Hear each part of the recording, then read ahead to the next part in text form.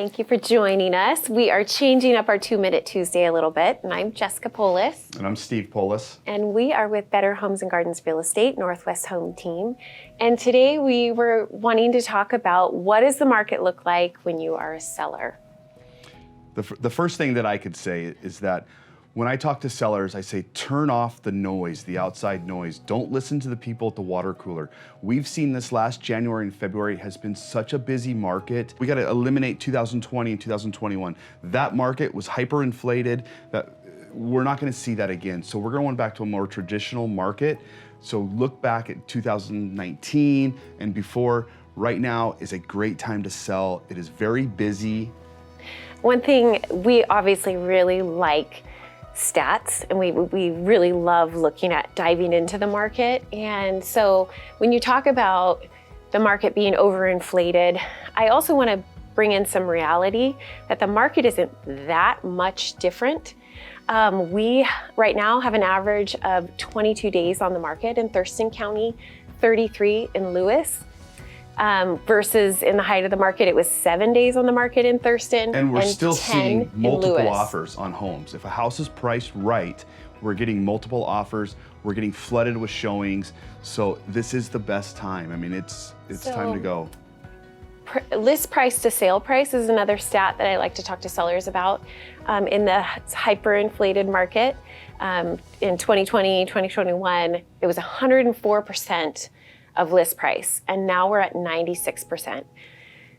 That's still an incredible statistic if you're looking to sell your home. When a seller lists their home, a lot of times they want to know how long is it going to be on the market and what am I going to have to do? And right now we're only averaging 13 showings until it goes pending.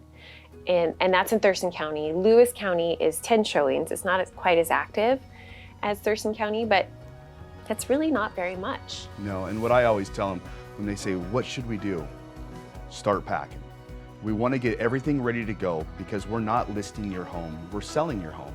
So get ready, declutter, get everything boxed up, let's get it ready to go because the market is moving fast. And I think that's really good advice. So, and you know, the market is what it is, but you really need to hire someone that you trust and that has experience in the market, that has good advice and can guide you through the process. Right, I agree.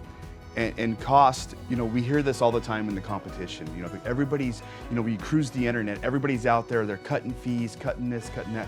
You do get what you pay for. So I have 3 types of service that I've always said, even back into my construction days. I offer good, fast, and cheap. And I only let the clients, they get to pick 2 of those.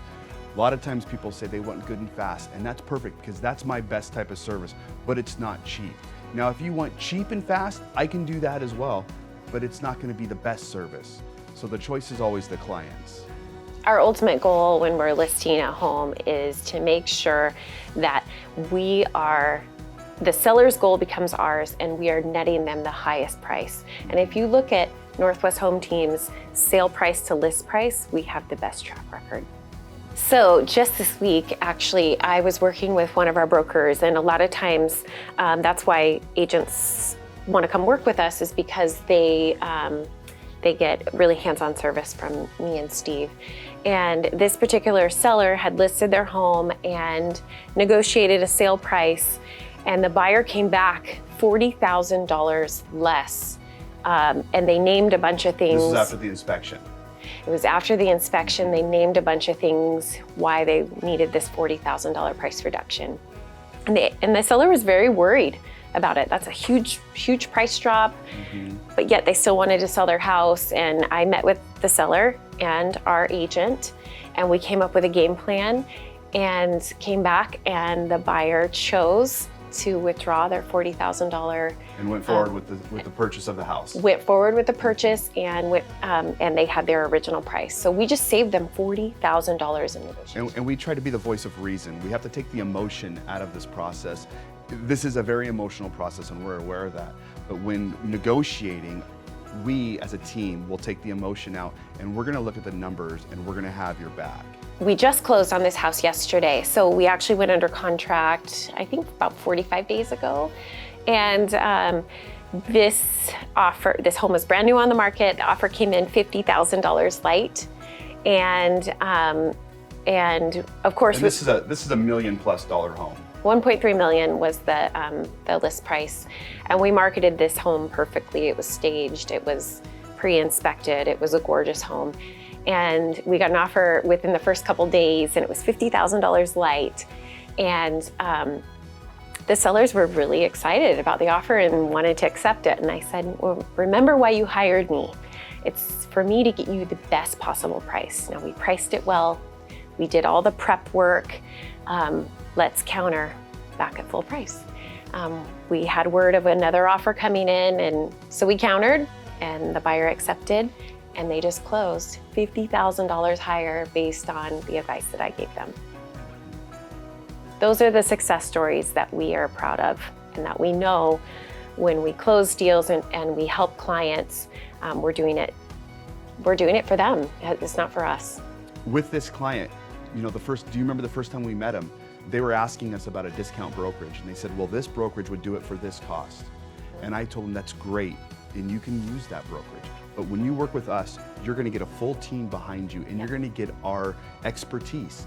And so then when we renegotiated this offer and got them an additional $50,000 more, the conversation after that point was they were so thankful that because we're vested in their success.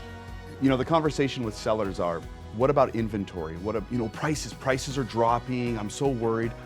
We're tracking permits on new construction. So when you track permits, when you see that starts are down, prices are not gonna drop. When replacement inventory is not being built, I believe we are at the bottom, and we're gonna keep climbing back up because there's no replacement inventory. And when there's no replacement inventory, the resale market stabilizes.